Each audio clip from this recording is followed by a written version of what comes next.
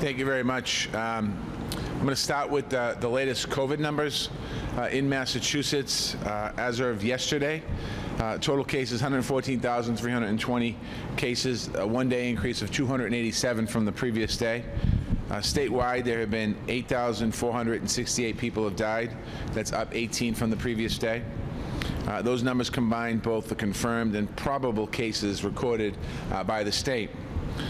The Boston numbers, I have new Boston numbers as of today. We've recorded 13,924 cases. That's up 36 from yesterday.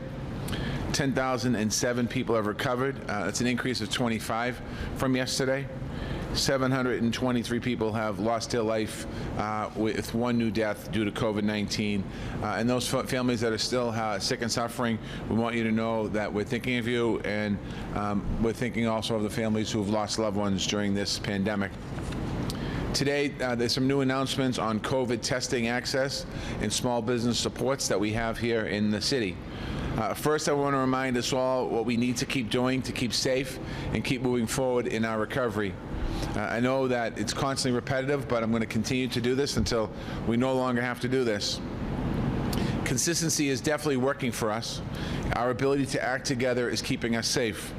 And if you look at our numbers compared to other parts of the country, you can see why this is important. On our 7-day average of daily new cases, it's down this week. Our 7-day average for positive test rates is also down this week. And our 7-day average for new COVID hospital admissions is down as well. Our residents and our public is doing an incredible job in a very difficult situation. I want to thank everyone for what you're doing, and I want to encourage everyone to let's keep doing it as we move forward here. It looks like we're heading towards another very hot weekend, so I'll continue through the week into another hot weekend. Many people are going to be outdoors and trying to get outdoors. Parks and beaches are certainly great mental and physical health areas to go for cooling off, but we need to continue to be diligent and smart about it. We can't afford to see more crowded beaches like we saw last weekend here in Boston and other parts of the Commonwealth. If this keeps happening, we'll get outbreaks, and we'll see more restrictions being imposed. We certainly can't afford to see house parties. There was an article in the paper today, I think it was, down one part of the Cape. There was a house party on the 12th of July, and it's produced over 12 cases so far of COVID. So let's all stay mindful this weekend and as we continue to move forward here. Continue to wear a face covering when you're outside. Keep 6 feet of distance from other people and avoid large crowds. Wash your hands as often as possible with soap and warm water, and continue to clean down those surfaces that are commonly touched, whether it's in your home, in your car, or in your workspace. If you have any concerns, get tested. I want to update everybody on testing. On Tuesday, I announced and spoke about the new mobile team. It started this week in a pop-up testing site at the Jackson Man Community Center in Alston. And every 2 weeks, it'll be at another location in a different neighborhood. Last week, I also talked about the outreach, the Latino Outreach Initiative. We're partnering with the Greater Boston Latino Network to increase testing and support in the Latino community. That builds on the work of our COVID-19 Health and Equities Task Force, which helped us lead our testing expansion in Roxbury, Dorchester, Mattapan, Hyde Park, and East Boston. We're now testing all across the city thanks to our funding and our partnerships with our community health centers. We're going to keep prioritizing those partnerships and equitable access. Today, I want to share another partnership that we're expanding testing here in the city of Boston. Starting tomorrow, CVS will be performing drive-through testing at the pharmacy on Center Street in West Roxbury. It'll be the first testing site in the neighborhood of West Roxbury, and we are working with CVS, or we're going to be working with CVS over the next few weeks to bring testing to pharmacies in other parts of the city, including Dorchester and Hyde Park, Rosendale, Alston, and Brighton. These services will run by online appointments at cvs.com, and the results will be delivered through CVS's Minute Clinic system. To be eligible for this test, you must be 18 years or older and meet certain criteria, including either having COVID symptoms, an exposure, or presence at a large public gathering, or if you live or work in long-term care in group facilities or shelters. There'll be no out-of-pocket expense, whether you have insurance or not. I want to thank CVS and I want to thank the workers of CVS for making these services available to the residents of the City of Boston, for keeping their stores open during the pandemic and providing medication and essential health products. This focus on public health is, as I've said, the foundation of our recovery here in Boston and the Commonwealth. I want to just update you on a few aspects of how we are moving forward. Last night, Superintendent Brenda Casilius and her team presented a draft plan at the Boston Public School Committee in a return for school this fall that will combine in-person and remote learning. A great deal of research, dialogue, thought, and care went into this draft, but it is a draft, and the process of getting input and feedback is going to continue. The superintendent is going to be meeting with the unions, with employees, and with public stakeholder groups. I know that families are anxious to see a very concrete plan, so I want to be clear about the values that are guiding this plan and why it's important to take time for all of us to get it right. Public health data continues to inform all of the decisions that we have, including whether or not our kids will be in school on September 10th. And we continue to monitor the data, as I mentioned earlier, on a daily and weekly basis.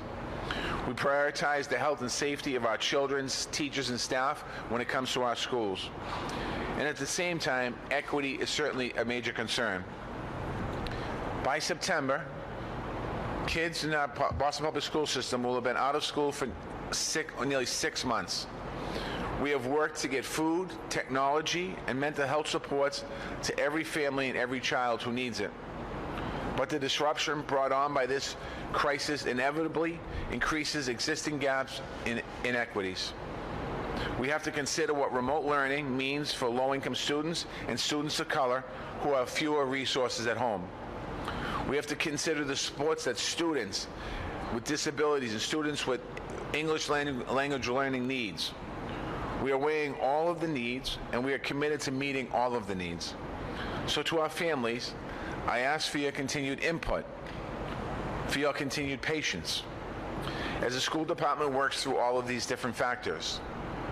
Regardless of the situation we pick, there will be an opt-out part of going back to school. So if we decide to do the hybrid model in September, parents will have the option to opt out and have their children do remote learning.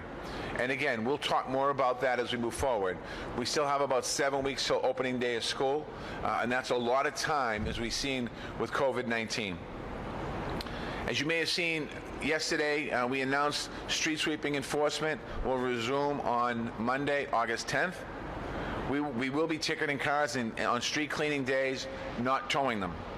Street cleaning normally runs from April 1st through November 30th, but we suspended ticketing and towing to give people a break during the stay-at-home order in the early stages of our reopening.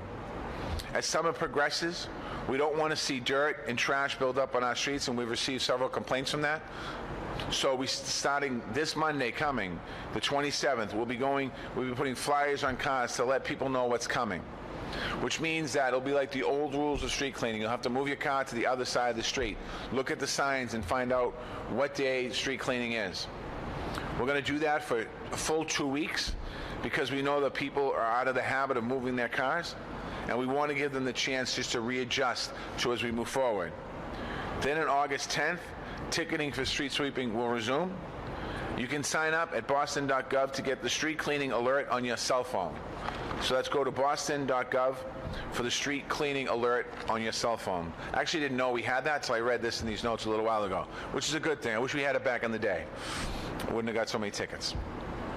Small businesses are vital to our economy. They are vital to our communities. And we know that they have been hit hard by this crisis, extremely hard.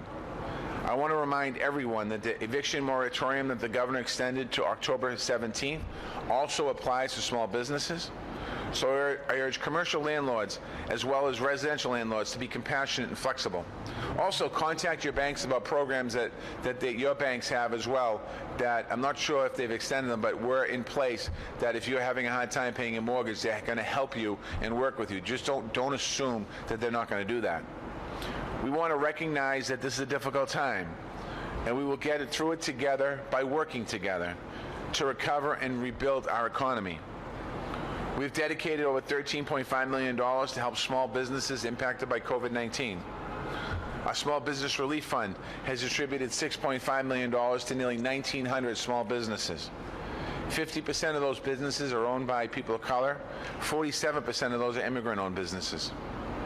The Reopen Boston Fund has distributed $1.7 million to over 1,000 businesses for safety measures including PPE, partitions, and outdoor spaces. This week, we're expanding the Reopening Fund to include more businesses. It was set up for Phase 2. We're expanding more businesses to capture some of Phase 3. Before, it was limited to businesses with just 15 employees or fewer. Now it's open to businesses up to 25 employees. And we're also opening it to businesses that may not have a brick-and-mortar location, but still have direct contact with customers and clients who do business here in the city of Boston. For more information, you go to boston.gov/reopening. That's boston.gov/reopening. We're also continuing our work to increase visibility for businesses impacted by the COVID-19 crisis.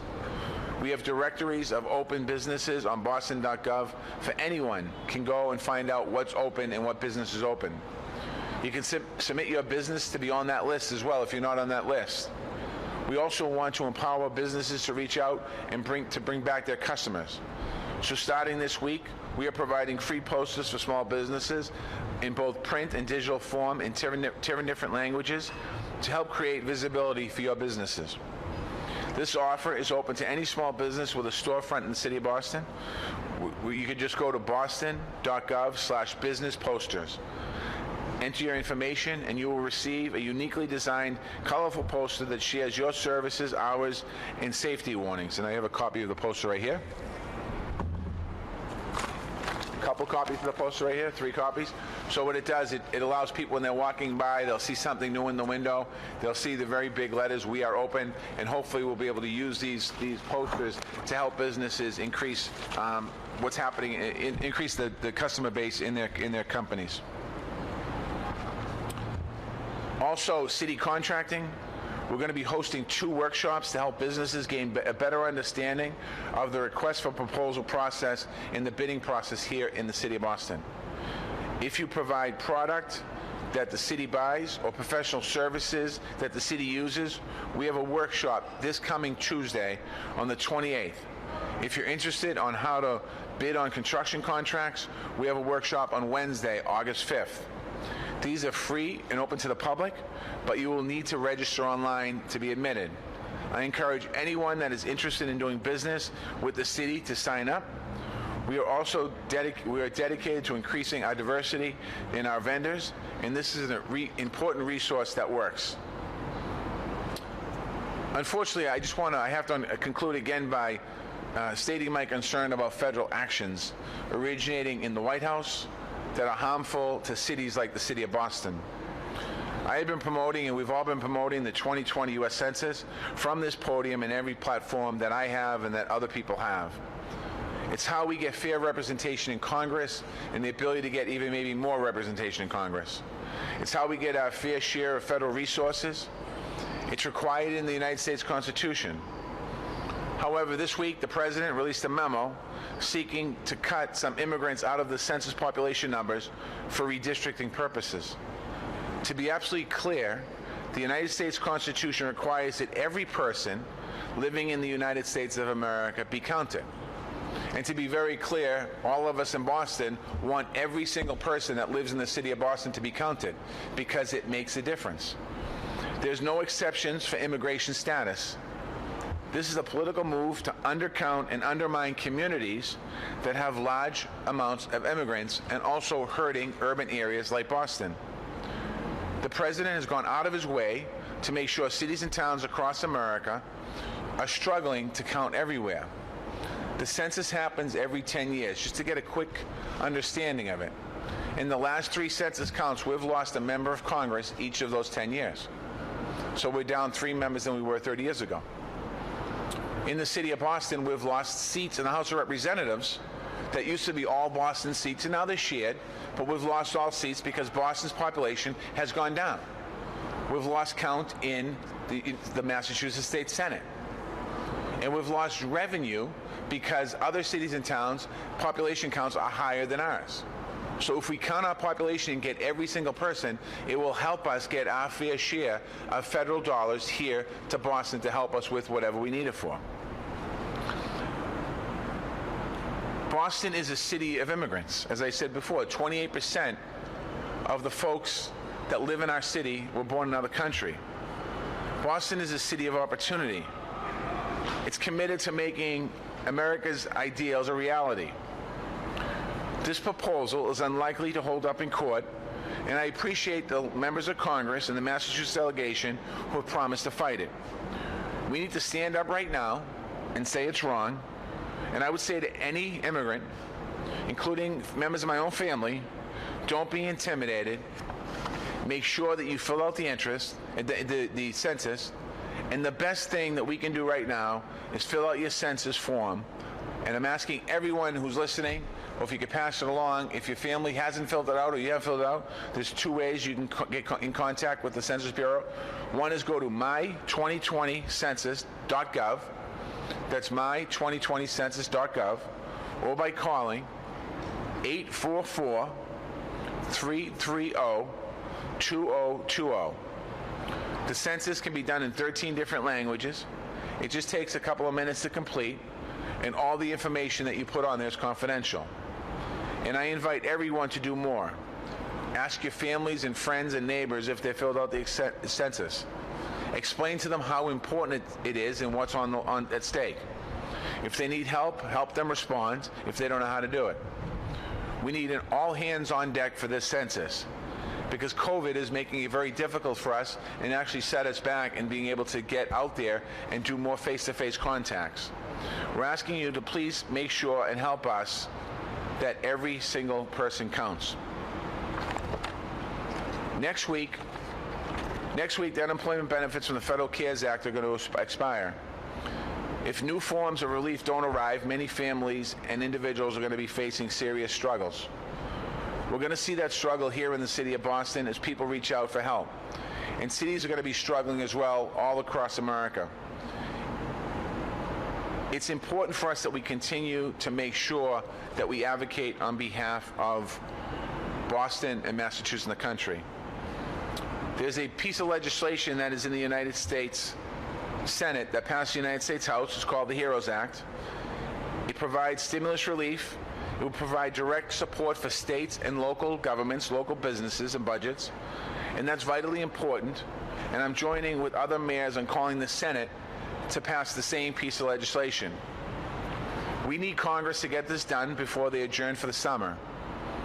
I want to thank the Massachusetts delegation for their leadership and clarity on what is needed. We are in communication with them, and they understand what we are facing. To understand the local needs, look at the numbers. In Boston alone, over 2 million meals have been distributed since we started the COVID pandemic. We have 97 meal sites open in neighborhoods all across the city for our people. We have given grants to over 2,000 small businesses in Boston. We've given renter relief to hundreds of thousands and an eviction moratorium protecting thousands more. We've expanded shelter space, and over 20 affordable housing developments are moving forward in Boston. We're looking at new numbers, thousands of people who are unemployed and having trouble getting re-employed. Those struggles hurt people of color disproportionately. It's an aspect of systemic racism that gets worse even during this recession. The needs are still with us and very much with us. The virus is still very much with us. There is no time to wait. Families across America and right here in Boston are going to be hanging on by a thread. This is the time to put politics and partisan politics aside, come together and get something done. So I'd ask us all to reach out to our senators and let them know. I mean, our two senators are on board with us, but we need to let them know the sense of urgency there. So I want to thank you. I have one question from the press that's pre-submitted, and then I'll open up to the press that's here. The question is from WBUR. Lansdowne Street is going pedestrian only on game day, Red Sox game days, and the restaurants are encouraging people to come for outdoor dining. Are you concerned that this could lead to crowds possibly spreading the coronavirus? Does this defeat the purpose of not allowing fans to attend the game? Our licensing board and our other city departments have been working hard to ensure that restaurants permitted for outdoor dining adhere to the state guidelines and limit the further spread of the COVID-19. In this specific space, in case the licensing board is not allowing these new outdoor spaces to have entertainment, just food and beverage service outside, and this goes for other establishments in the area. We have been allowing establishments to take advantage of outdoor dining as a safety measure and to mitigate the risk of COVID-19. And we've been working to educate and train restaurant workers on what's expected of them, as their outdoor dining is temporary and the expansion that we have is temporary. As with other establishments, Inspection Services will investigate violations to public health guidance and the conditions of temporary permits, and to educate the establishments on how to meet them. I know that it's exciting here in the city. The Red Sox are starting Friday and people want to be around the park. But honestly, for your own health interest, it's not necessarily the best place to be around large crowds. So my suggestion is, unfortunately, all of us will be watching the Red Sox, the Bruins, the Celtics, and hopefully the Patriots in September. Most of it, I think, will be on TV until it's safe to go back to the stadiums. With that, I'm going to open it up for questions. Mr. Mayor, considering the idea of large crowds, are you worried about thousands of college kids coming back in September? We all know sometimes parties. Yeah, great question. The question is about large crowds, and am I concerned about college kids coming back to Boston? I'll first start saying the state hasn't necessarily formally issued guidelines around colleges. And the city of Boston, we've been talking to college universities regularly since the beginning of this crisis. We're going to continue to work with them. They're putting their plans together, obviously, to open school. But I think from the time we started this conversation a couple of months ago with the colleges, seeing what's happening around the country certainly is concerning me. Many of our college students that come to Boston to school, they live here, they work here part-time. Many of these students are going to be coming from high-risk states at this point. So we're going to be monitoring the situation very closely. I think I have a call with colleges sometime this week to talk to them about this, and I think they have that concern as well. It's a double-edged sword. I'd love to see the college students come back for their education, for our colleges, and for our economy. But also I'm concerned about if we don't have a real good screening process, what does that mean for our numbers down the road? Would you say that the police would be more on the lookout for parties? Oh, sorry, I didn't hear that. Will the police be looking out for parties? I mean, quite honestly, I think that college students that come here in the fall, we're going to be asking them to police themselves. I mean, we will be looking out for it, but the last thing we want to do is send our public safety personnel, police officers, to a party that shouldn't be happening. If you look at as you monitor these situations, there's enough cases now in the country of COVID increase in testing that came out of a house party. This whole conversation that we're having, I'm not blaming it, but our COVID beginning days in March came out of a conference down the street at the hotel, where there was 150 attendees and roughly 100 people caught COVID in that one room over that one convention. So people need to be careful.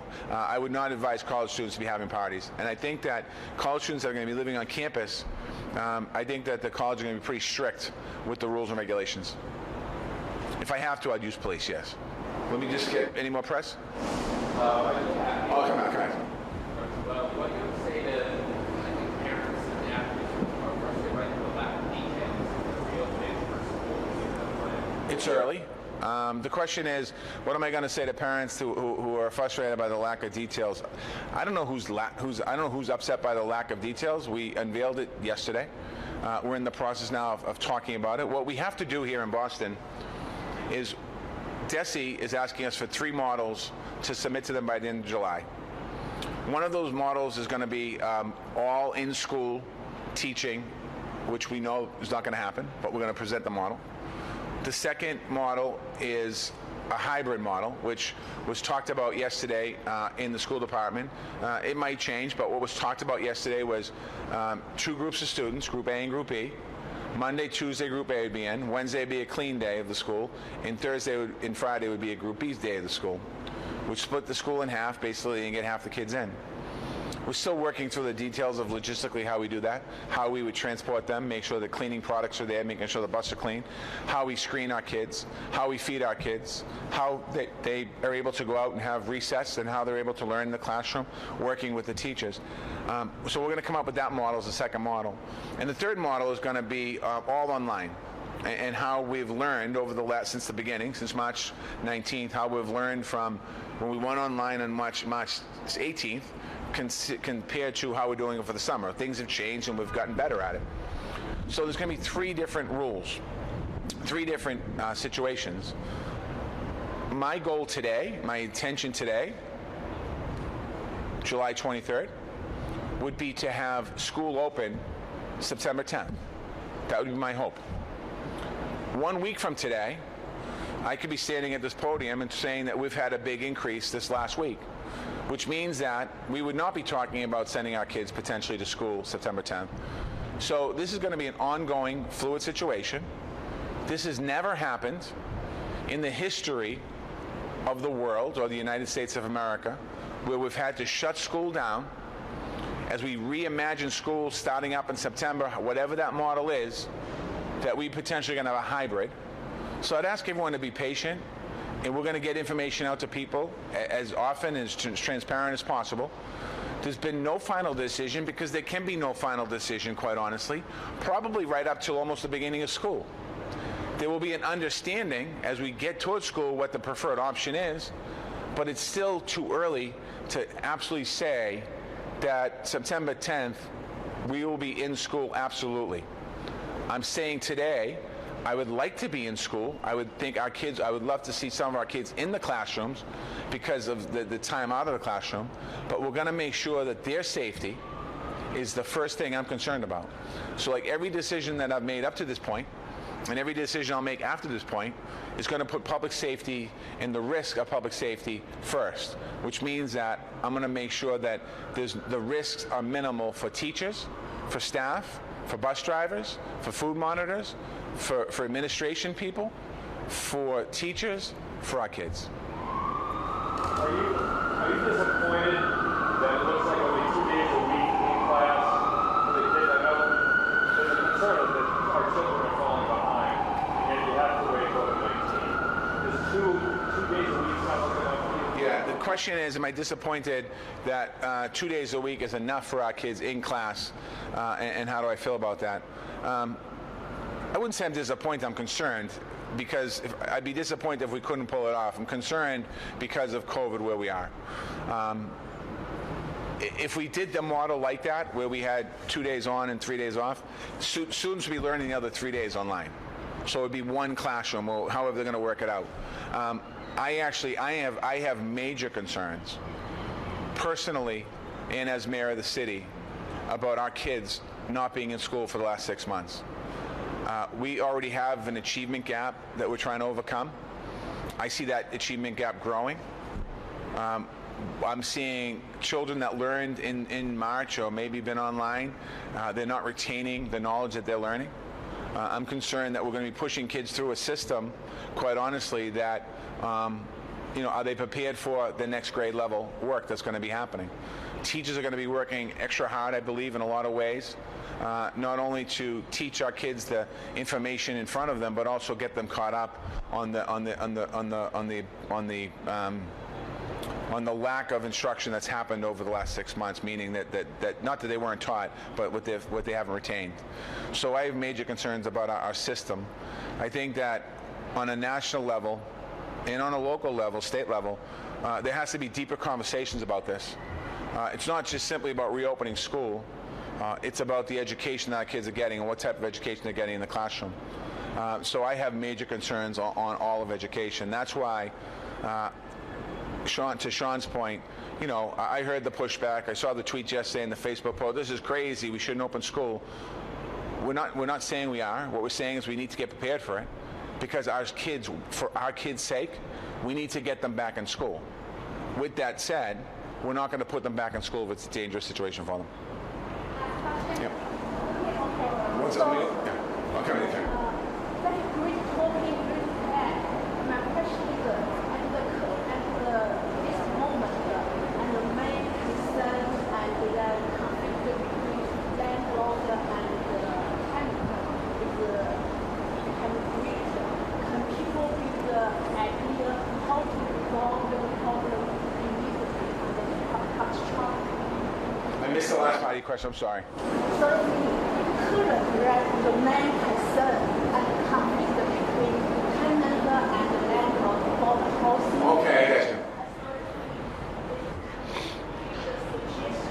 How to resolve the problem immediately and then construct. Yeah. So the question is, not from the press, from a private citizen, about the conflict between the landlord and the tenants with the rental eviction moratorium.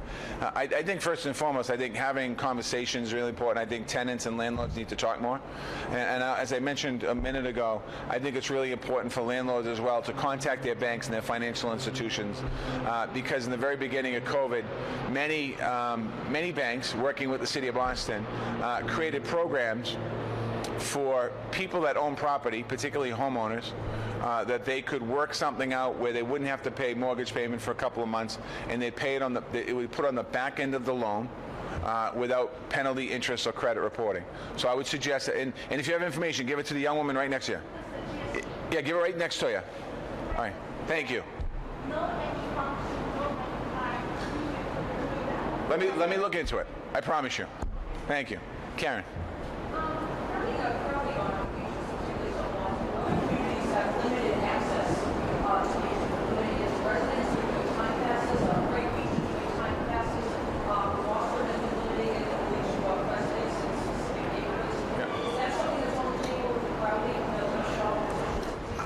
I haven't necessarily. The question is on the beaches, particularly in South Boston on M Street, about limiting it to just residents. I'm making an assumption here. I think most of the people using the beaches are residents that are walking down to the beach. And I don't know how you can, time passes. I'm not sure how you can do that. I know the state was looking and having conversations. I have not had a chance to follow up with the state today. I know the governor, I talked to the governor the other day about it. The local elected officials in that neighborhood, all 4 of them, 5 of them actually, they've talked about it and they've heard the concerns. So I think that they're trying to figure out what solution is best for that. But again, just for people's sake, if you use the beach in M Street Beach, on the left side of the beach is a yacht club. On the right side of the beach is the bathhouse.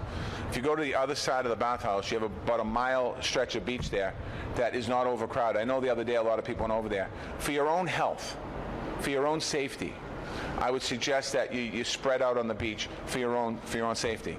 Also, when you're walking to the beach or walking from the beach, you should have a mask on.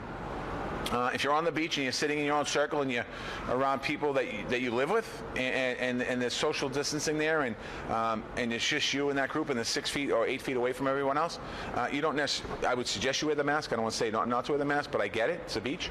But I would suggest that when you're walking to and from your car or to and from your house, you should have the mask on. Let's give you a quick question about President Trump sending in federal troops to cities. What would your response be to that happened? I'll tell you, what I'm seeing on TV now is a lot of pushback on that. I don't know if I saw it correctly, but the mayor of Portland was in a group. I saw tear gas being thrown at the crowd. They didn't seem, what I witnessed wasn't rowdy. It wasn't excessive behavior there. And I think that, in situations like that, that's a dangerous situation. And I was on a radio show last night, and people called, were mad about my statement. If a city needs the assistance of the National Guard or federal authorities or other outside agencies, generally what happens is you have conversations about that.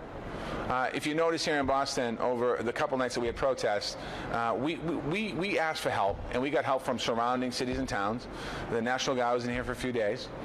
And then when you don't need that help anymore, you thank them, and then if they need help somewhere down the road, we've assisted. Having the federal Homeland Security, I don't know if they're Homeland Security officers, just arbitrarily coming into a city what doesn't seem to be tied into any plan, that's causing more danger. And I think that that's making matters, in Portland at least, what I'm witnessing, and I don't know firsthand, making it much worse. So to answer your question, if I would ask the federal government not to come in here, If we needed additional assistance, the proper authorities would reach out to all the appropriate authorities around there, and the last resort would be the federal government. So in Boston, and I haven't had to do this, but I'm just going to, well, we have a little bit. We reach out to surrounding towns. We reach out to the Sheriff's Department. We reach out to the National Guard in the situation here. But before all that happened, we tried to make contact with the organizers of the event. And every time you do that, things go smooth.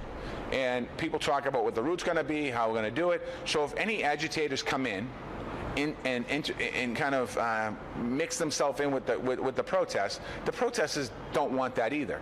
Because the protesters, at least in Boston, have been protesting and making points on their protests.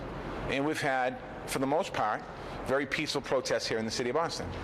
So I just think that what the president's doing, it seems to me, by threatening to go into Chicago and other cities, it seems to be more political than actually dealing with the problem in the street. Because the problem in Portland's been going on for 55 days, and all of a sudden they're there today. So I think that they would not be welcome in Boston unless invited. Thanks, everybody.